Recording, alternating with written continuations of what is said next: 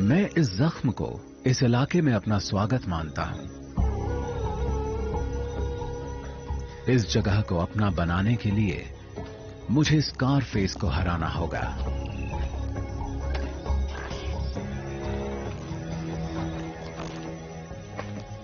सबसे पहले तो मुझे इस जंगल को समझना पड़ेगा, जो जितना मैंने सोचा था उससे कहीं मुश्किल है।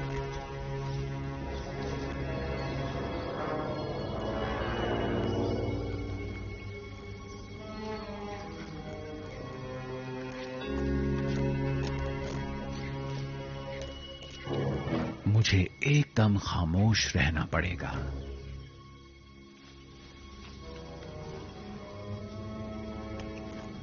मुझे इनके करीब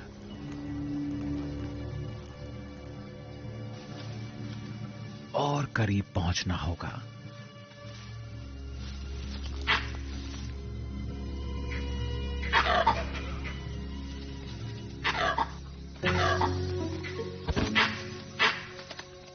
कमाल है,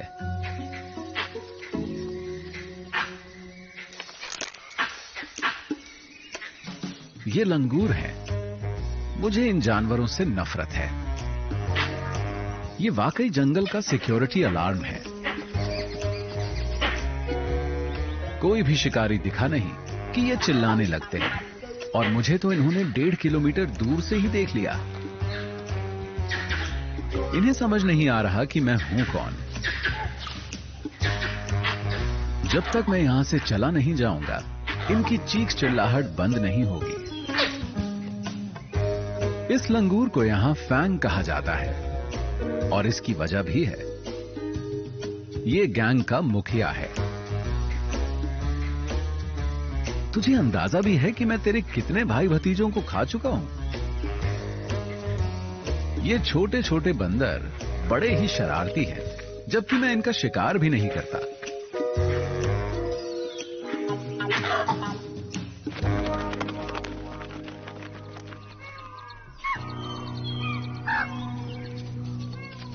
आज के दिन भी कुछ ढंग का खाने को नहीं मिला। ये हिरण इतने नजदीक हैं कि लगता है मैं इन्हें पकड़ ही लूंगा। मुझे इन बंदरों से छिपने का कोई तरीका ढूंढना होगा, लेकिन यह आसान नहीं है। मेरी खाल इतनी अजीब है कि मेरे लिए यहां खास तौर पर अब शिकार करना एक बड़ी चुनौती बन जाता है, क्योंकि कबीनी में सूखे का मौसम चल रहा है। पेड़ों की पत्तियां झड़ चुकी हैं और जंगल को सूरज ने सुखा दिया है। तो मैं सबको अलग ही नजर आ जाता हूं।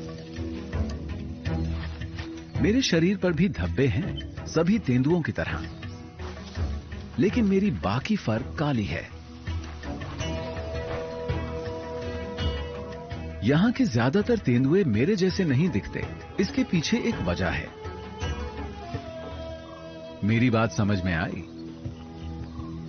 वो गायब से हो जाते हैं।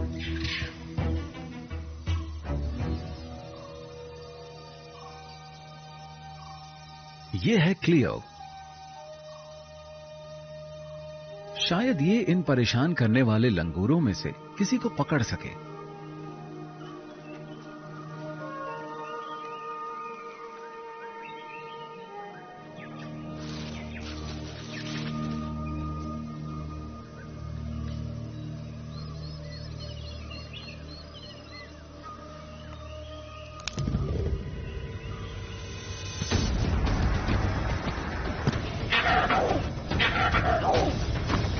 लेकिन इसे देर हो जाती है।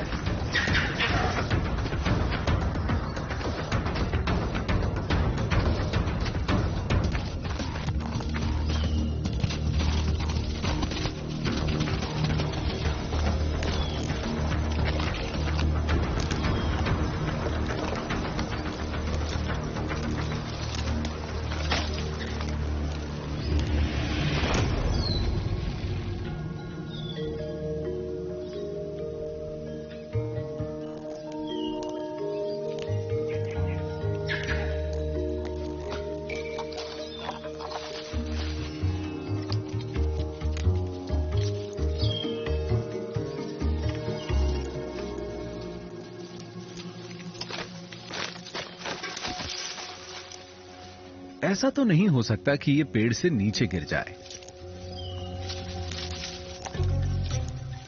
ये जगह कब्जा किए जाने के लायक है। इसकी एक और वजह है क्लियो। इस जगह को अपना बनाने के लिए मुझे दो चीजों की जरूरत है, इलाका और वंशज। क्लियो भरोसे से भरी है, ये ताकतवर है और खूबसूरत भी। तो मैं इसके करीब पहुंचने की कोशिश करता हूं। इस काम के लिए टाइमिंग एकदम सही है। इसके जज्बात को ठेस लगी है, ऐसे में इसे ढाढ़स बंधाकर बात बन सकती है।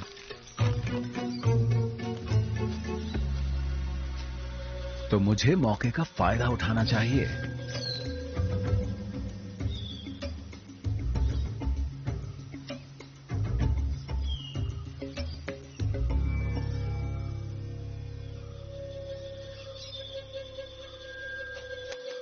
लेकिन लगता है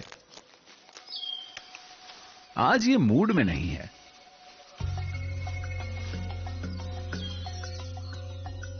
क्लियो इस इलाके में मौजूद सबसे ज्यादा दबदबे वाली मादा तेंदुआ है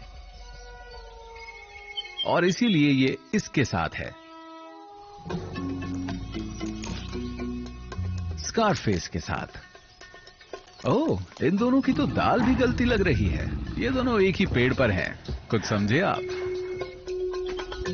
और मैं यहां नीचे इन जोकरों के बीच हूं।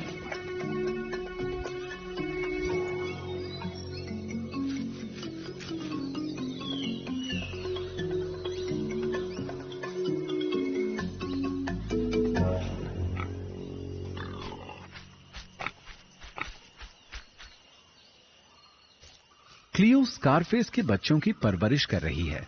ये जानती है कि जिस तेंदुए का पूरे इलाके पर राज हो, उसके साथ मिलन करने से बच्चों के जिंदा रहने की गुंजाइश बढ़ जाती है। और फिलहाल इस बात को लेकर कोई शक नहीं कि यहां का राजा कौन है। स्कारफेस हमें रोज ये याद दिलाता रहता है कि ये साम्राज्य उसका है। अगर मुझे कबीनी जंगल को अपना बनाना है तो मुझे इससे ज्यादा स्मार्ट होना होगा। चुनौतियों के बावजूद मुझे कोई रास्ता निकालना होगा। लेकिन यहां स्कारफेस के अलावा भी बहुत सी मुश्किलों का सामना करना पड़ेगा। भारत के कबीनी फॉरेस्ट में एक चीज और है जो मुझ जैसे ब्लैक पैंथर का यहां रहना मुश्किल बनाती है। वो है यहां की तेज गर्मी। और ऊपर वाले ने मुझे काले रंग की खाल दी है, इसीलिए मुझे बाकी तेंदुओं के मुकाबले ज्यादा गर्मी लगती है। और ये एक बड़ी मुश्किल है। लेकिन फिर मुझे एक ऐसी जगह मिली जहां कुछ राहत हासिल हुई। ये हैं बैक वाटर्स, जो जंगल में काफी अंदर छिपे हुए हैं। और ये बात भी कबीनी को इतना खास बनाती है। इस जगह पर पूरे साल पानी रहता है, सूखे के दौरान भी।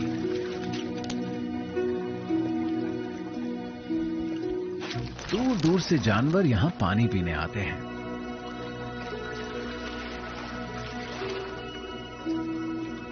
लेकिन एक मुश्किल भी है।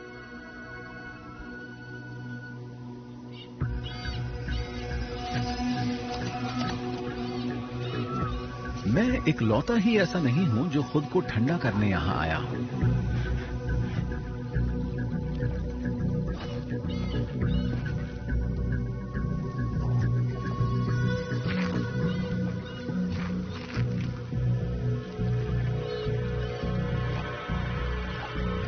ये है खाल। ये एक जवान टाइगर है। इसका साइज मुझसे 3 गुना है और ये मुझे मार सकता है। खाल का वजन करीब 226 किलो होगा, लेकिन मैं इस चीज को अपने फायदे के लिए इस्तेमाल कर सकता हूं। मेरे पास बचाव का एक ऐसा रास्ता है जिसका इस्तेमाल वो नहीं कर सकता। टाइगर बहुत भारी होते हैं, इसीलिए ये जगह पेड़ों पर चढ़ने वाली मेरे जैसी किसी कैट के लिए जन्नत है। ये इलाका है जादुई पेड़ों वाला। यहां बाघों से बचाव मिलता है।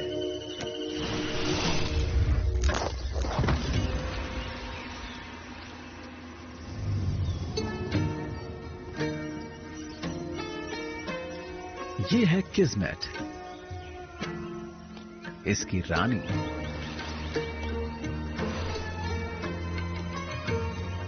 ये शानदार, खूबसूरत और जानलेवा है। मुझे इससे डर लगता है, लेकिन मैं इसकी तारीफ भी करता हूं। यहां दबदबा रखने वाले नर बाघ नहीं हैं, तो यहां इसी का राज चलता है।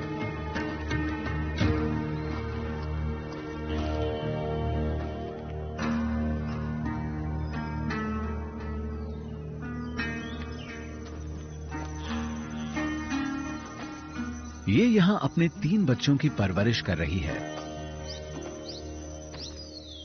और फिर ये इलाका इसका हो जाएगा। तब इसे दुश्मनों का डर नहीं रहेगा। खाल किस्मत के आगे कहीं नहीं ठहरता, लेकिन ये इसके बच्चों के लिए खतरा है। ये जानता है कि अगर इसने इसके बच्चों को मार दिया तो ये फिर मिलन के लिए तैयार हो जाएगी और शायद इसी के साथ मिलन कर ले। मुझे ये बात कुछ जमती नहीं, लेकिन हम बिग कैट्स को कुदरत ने ऐसा ही बनाया है।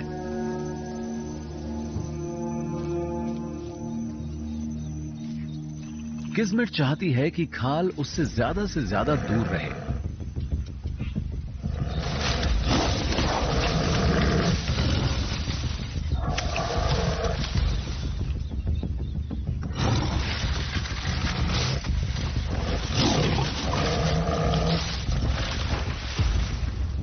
और इससे मेरे लिए भी एक टाइगर का खतरा कम हो जाएगा।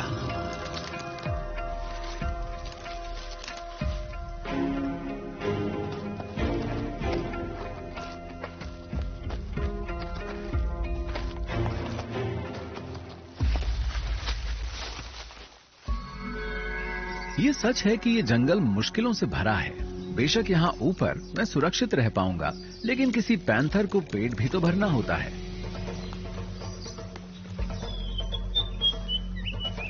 मुझे ये जानना होगा कि जिस जंगल में बाघ घूमते हो वहां शिकार कैसे किया जाए। तभी मैं स्कारफेस से उसका साम्राज्य छीनने के लिए उसे चुनौती दे पाऊंगा। माहौल में तनाव है और वो मुझे भी महसूस हो रहा है।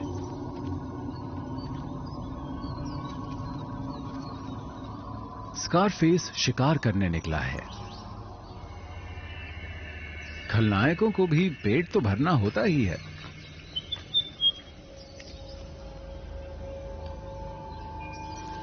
चीतल हिरण ने इसे नहीं देखा है।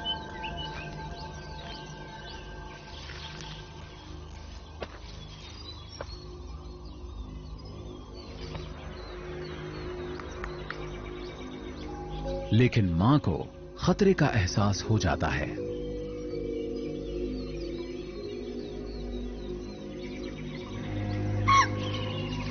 उसे पता है कि इन दोनों के लिए बचना तभी मुमकिन होगा जब वो खुद भाग जाए और इसका बच्चा छिप जाए।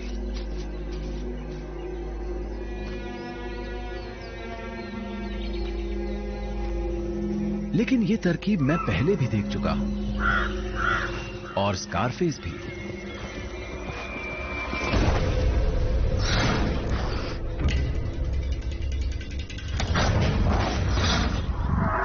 देखिए वो इस तरह से शिकार करता है।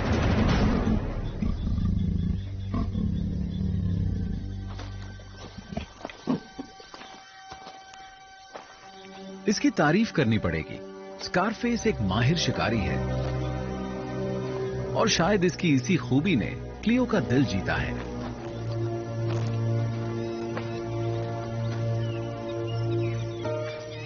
इसके बच्चे अब बड़े हो चुके हैं तो अब ये फिर से मिलन करेगी। लेकिन मुझे तो अभी काफी कुछ करना है। अपनी काली खाल की वजह से मुझे कबीनी और क्लियो दोनों का दिल जीतने के लिए और मेहनत करनी पड़ेगी।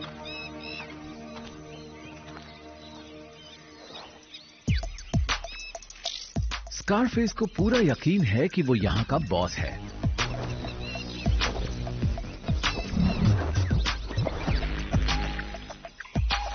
और इससे भी बुरी बात ये कि क्लियो खुद उसके पास जाती है।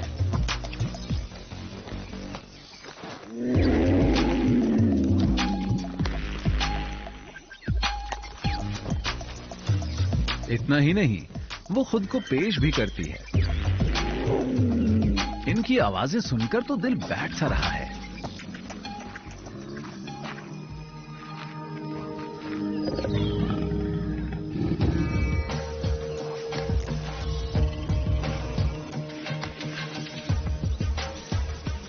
लेकिन रोमांस सिर्फ हम तेंदुओं के दिमाग पर ही छाया हुआ नहीं है।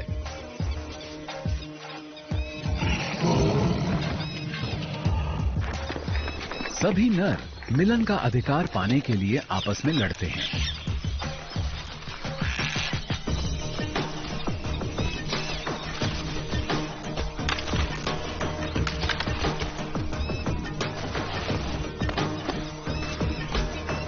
और इनमें सबसे खूबसूरत दिखने वाले नर भी शामिल हैं।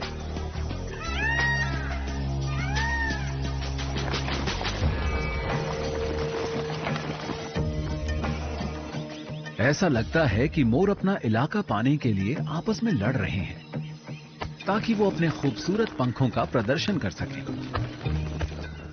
क्योंकि ऐसे पंख तो सिर्फ इन्हीं के पास होते हैं।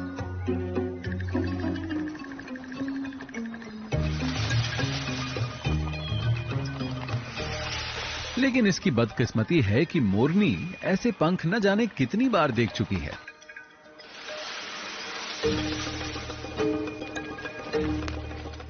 उसने ये सब भी देखा हुआ है। बेशक इसकी दिलचस्पी इस नर में ना हो, लेकिन मेरी है।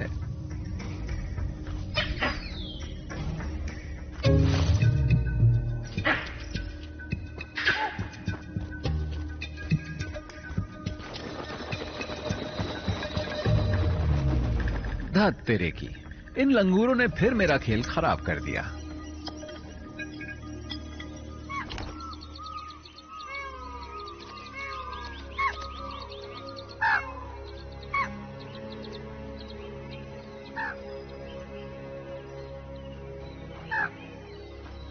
मुझे सबसे पहले खुद को छिपाने का कोई तरीका ढूंढना होगा।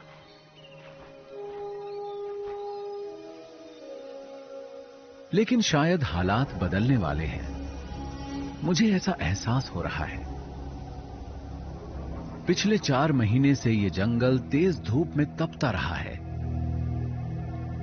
ये एकदम खुश्क और बंजर हो गया है। लेकिन जल्दी ही सब कुछ बदल जाएगा।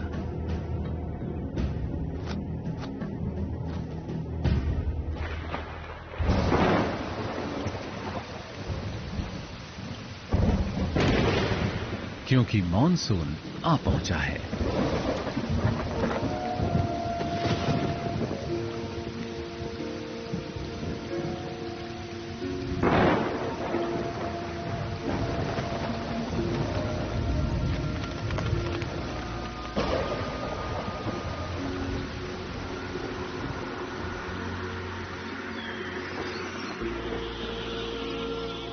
ये नया मौसम अपने साथ बहुतों के लिए नई जिंदगी लाता है और मौके भी। मैंने इस जगह को इतना हरा भरा कभी नहीं देखा।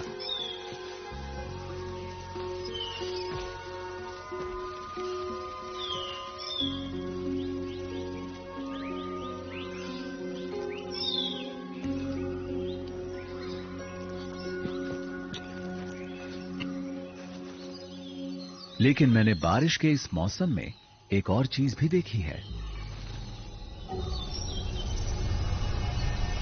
ये है बादल और इतनी सारी पत्तियां जिनसे छाया मिलती है। ये हर कहीं है और इनके कारण दिन में भी अंधेरा सा रहता है। इस तरह मैं खुद को यहां छिपा सकता हूं।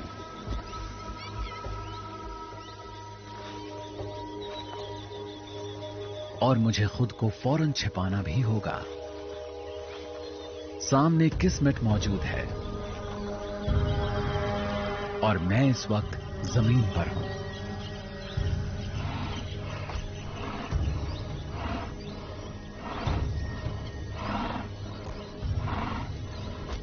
अगर इसने मुझे देख लिया तो खेल खत्म।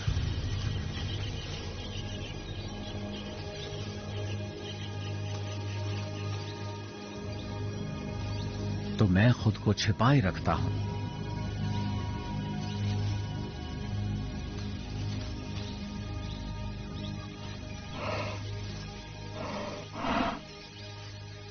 और ये मेरे एकदम करीब से आगे बढ़ जाती है।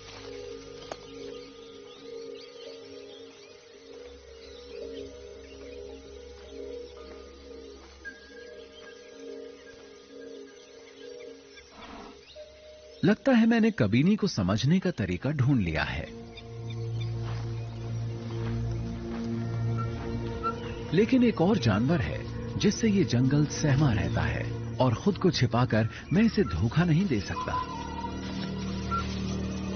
अगर इसकी आवाज सुनाई दे तो मेरी तरह भागने में ही भलाई है।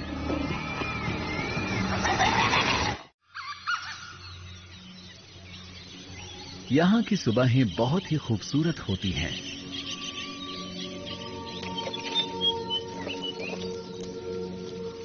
हर चीज धुंध की चादर में लिपटी होती है। लेकिन इन हालात का फायदा उठाने वाला यहां सिर्फ मैं ही नहीं हूं। ये अलार्म कॉल्स मुझे लेकर नहीं दी जा रही।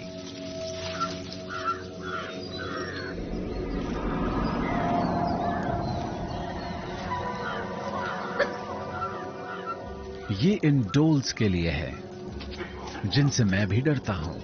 ये हैं कबीनी के जंगली कुत्ते। इनसे पूरा जंगल डरता है। मैं इसे एक या दो का सामना तो कर सकता हूं, लेकिन इनका झुंड जानलेवा होता है। इनसे तो बाघ भी डरते हैं।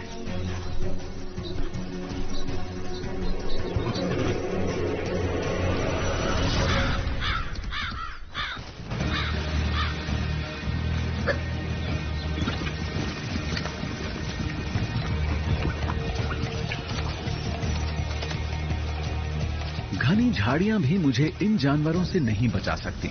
इनकी नाक भी बहुत ही गजब की होती है और इनकी तादाद फिलहाल 20 है, यानी 20 नाक।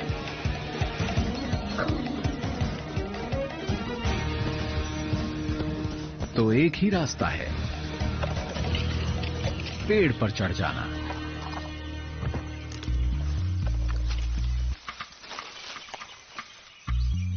तू नहीं चढ़ पाएगा। इससे आगे इसका पहुंचना नामुमकिन है। डोल्स को कुदरत ने पेड़ों पर चढ़ने की खूबी नहीं दी।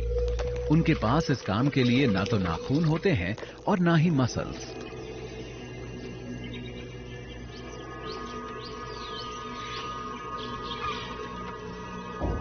ये जानते हैं कि ये अपना वक्त बर्बाद कर रहे हैं।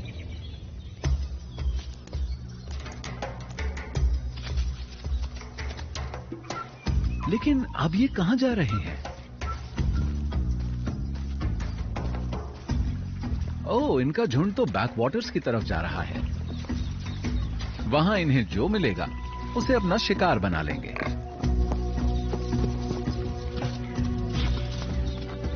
किसी वाइल्ड बोर को पकड़ना आसान नहीं।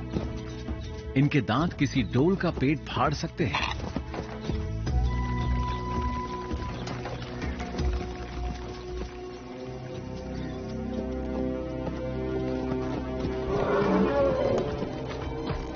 और तभी जैसे बड़े बड़े ये हाथी भी इन्हें भगाने के लिए आ पहुंचते हैं।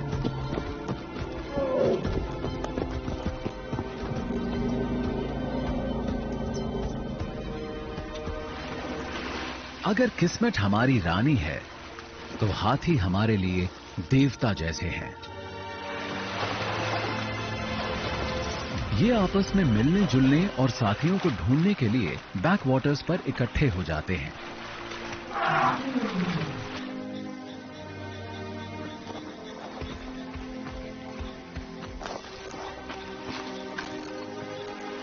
कबीनी में एक हाथी ऐसा है जिसे हर कोई सम्मान देता है।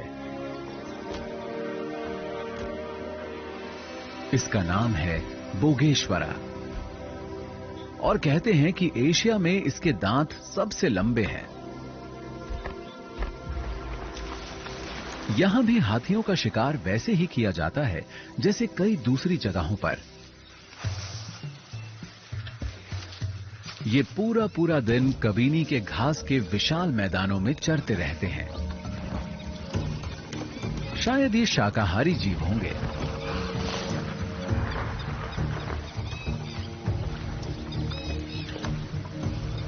इसके दांत बेशक बड़े हैं, लेकिन डोल्स सिर्फ झुंड से ही डरते हैं। भला ये इतने बड़े जीव को क्यों खिंचा रहे हैं? इसकी वजह इलाका है या फिर ये इन्हें शिकार समझते हैं? कौन जाने। डोल्स सिरफिरे होते हैं।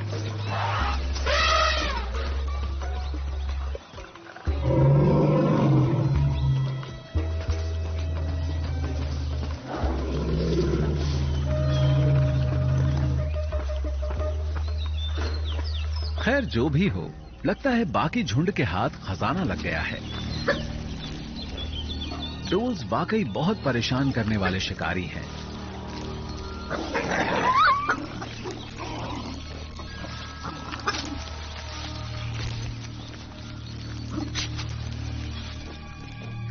हम तेंदुए हाथियों के साथ नहीं उलझते।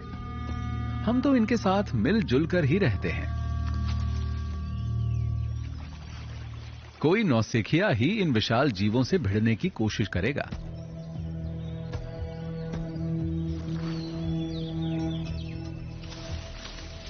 लेकिन अगर बात गुस्सैल और कम उम्र बाघ की हो तो मसला कुछ और है।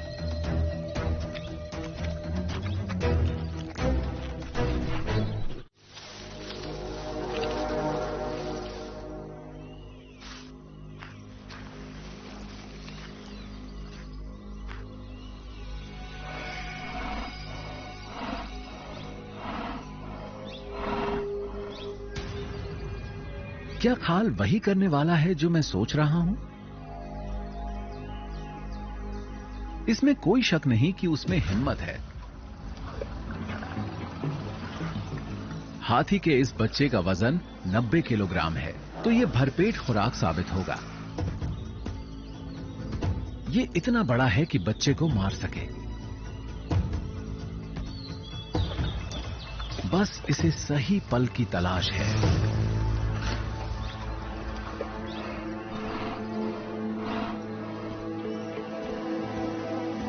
तो भला कोई टाइगर 10 टन वजनी किसी हाथी के करीब तक छुपकर कैसे पहुंचेगा?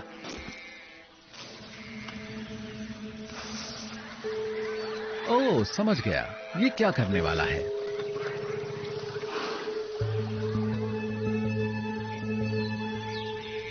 और ये भी समझ गए हैं।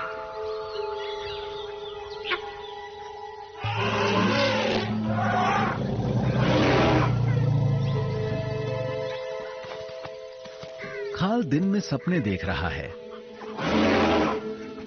इस बाघ को नहीं मालूम कि बच्चे की हिफाजत सिर्फ मां नहीं करती,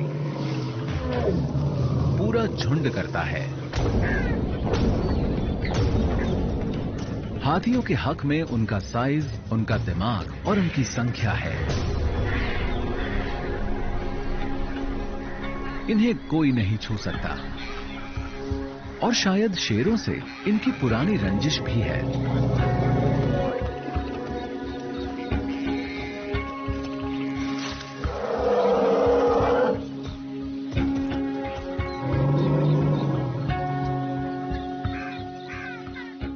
खाल वो ये बात भूलने वाले नहीं हैं।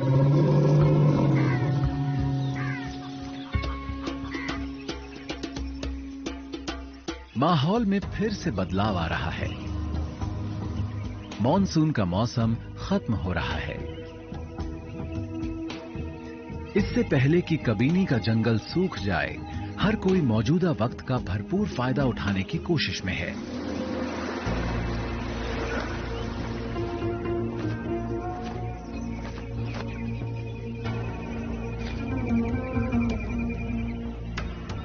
एक बार फिर मेरे लिए शिकार करना मुश्किल हो गया है।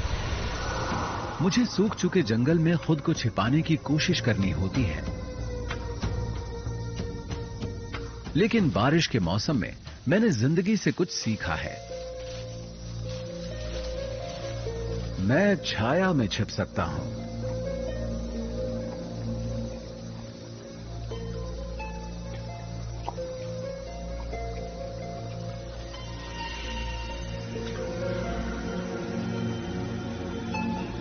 तो सूखे के मौसम में भी मैं अंधेरा ढूंढ सकता हूं। अब ये मेरी दुनिया है। अब मेरे पास एक रणनीति है। सबसे पहली बात, मुझे इन खुराफाती लंगूरों की नजर से बचकर रहना होगा। ये पूरे जंगल में ये बात फैला देते हैं कि मैं शिकार पर निकला हूं, पर मैं अब अपनी साथी छाया का इस्तेमाल कर सकता हूं।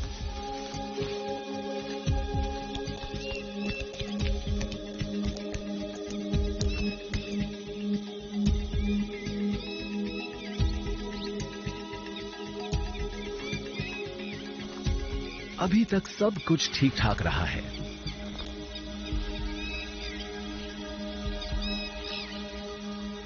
कोई अलार्म कॉल नहीं आई है। मुझे बस थोड़ा सा करीब और पहुंचना है। एक बार रेंज में पहुंच जाऊं, उसके बाद ये बंदर जितना चाहें चीखते चिल्लाते रहें।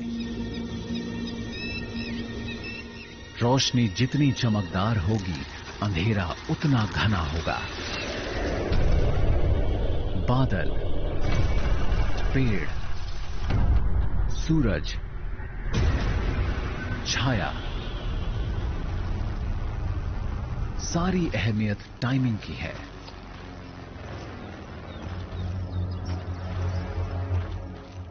अब हमला करना होगा।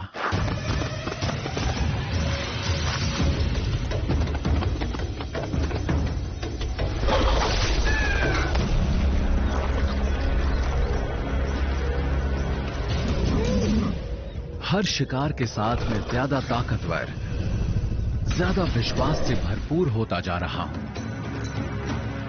जल्द ही स्कारफेस मेरे सामने होगा और इस इलाके पर राज करने के लिए मैं उससे भिड़ूंगा।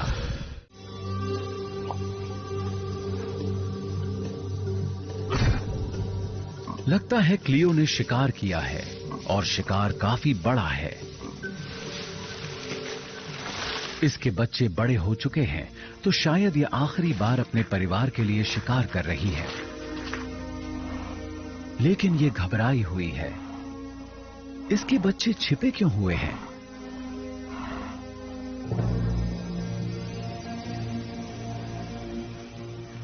ओह, तो ये इसकी वजह है। खाल।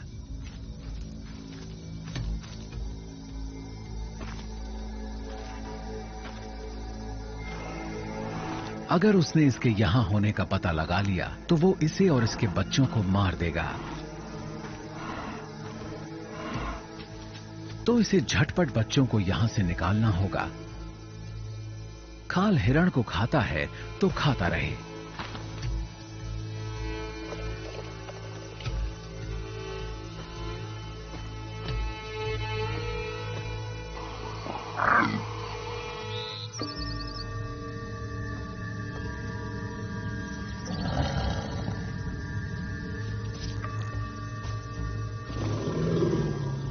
लेकिन तभी हाथी यहां पहुंच जाते हैं। कहावत है ना, दुश्मन का दुश्मन हमारा दोस्त होता है। खाल ने कभी इनके एक सदस्य को धमकाया था और ये इस बात को भूले नहीं है।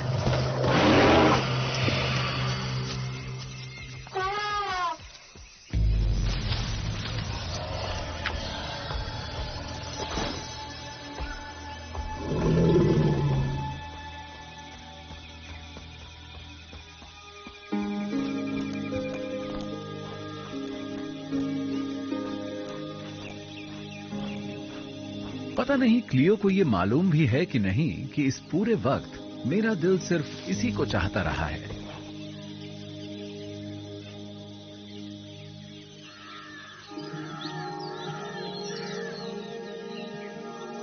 कबीनी में सुबह का समय है और मैं एक्शन के लिए तैयार हूं। ये साम्राज्य क्लियो के इर्द गिर्द ही घूमता है। ये अपने इलाके की निशानदेही करती रही है। यहां इसकी गंध बिखरी हुई है जो बताती है कि ये कोई साथी ढूंढ रही है।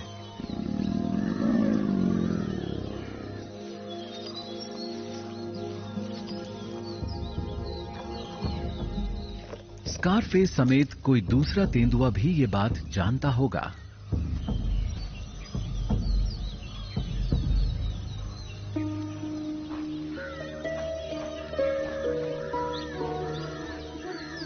पर क्लियो है कहां?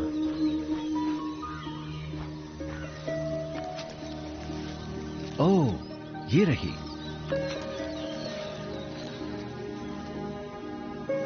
क्या ये स्कारफेस के साथ ही रहने वाली है या फिर मुझे चुनेगी?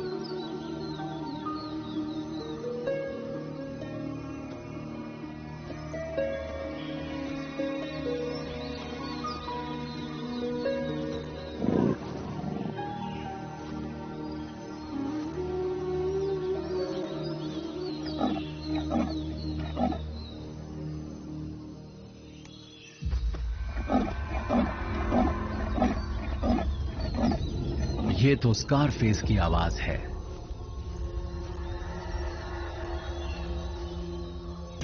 आज मेरी किस्मत का फैसला हो जाने दो, नतीजा चाहे जो भी हो।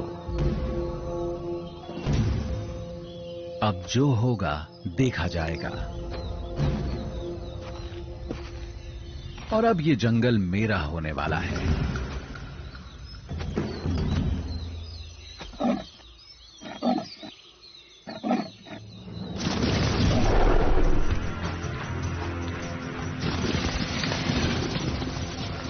स्कारफेस, तू तो डर कर पेड़ पर चढ़ गया।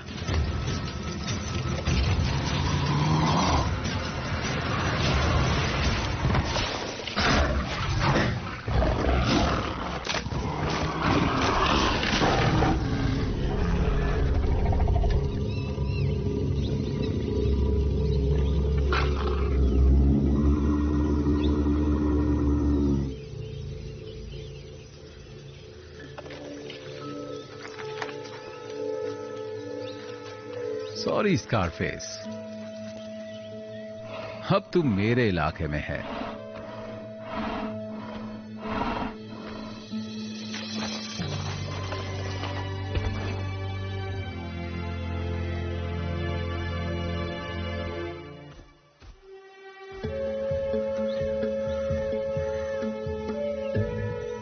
और क्लियो, अब तेरी मेरी जोड़ी इस जंगल पर राज करेगी।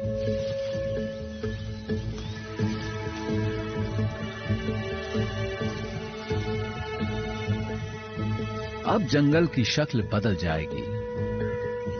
अब ये जंगल मेरा है, या यूं कहिए कि हमारा।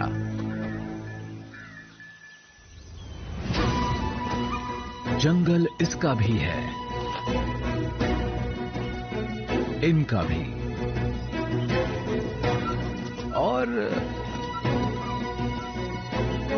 तुम्हारा भी। समझ रहे हो ना? कबीनी हम सब का है।